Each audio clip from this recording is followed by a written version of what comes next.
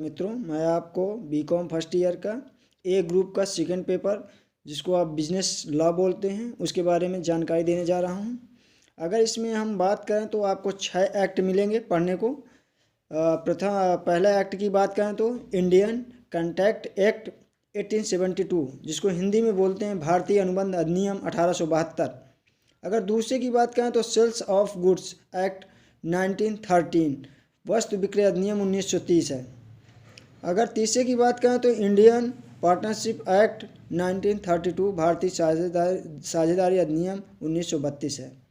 अगर चौथे की बात करें तो निगोशिएबल इंस्ट्रूमेंट एक्ट 1881 विनिमय साध्य लेखपत्र अधिनियम 1881 है। अगर पांचवा एक्ट की बात करें तो लॉ ऑफ इंश्योरेंस 1938 बीमा अधिनियम 1938, इसमें बीमा संबंधित नियमों को पढ़ेंगे।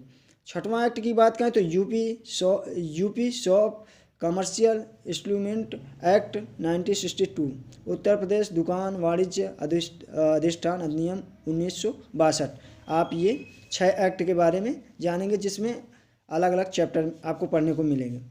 अगर हम बात करें एग्ज़ाम के थ्रू से तो एग्ज़ाम में सबसे ज़्यादा कितने परसेंट कौन से एक्ट से पूछा जाता है तो 1872 वाले एक्ट से आपको 10 से 15 चैप्टर पढ़ने को मिलेंगे जिसमें से आपको 50 से 60% क्वेश्चन पूछने की प्रोबेबिलिटी रहती है।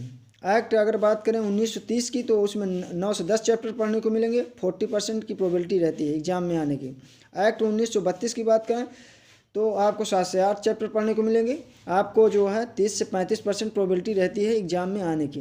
एक्ट 1881 की बात करें तो 5 से 6 चैप्टर आपको पढ़ने को मिलेंगे, 25 से 30% प्रोबेबिलिटी रहती है। एक्ट 1938 की बात करें तो 5 से 6 चैप्टर आपको पढ़ने को मिलेंगे, 15 से 20% प्रोबेबिलिटी रहती है।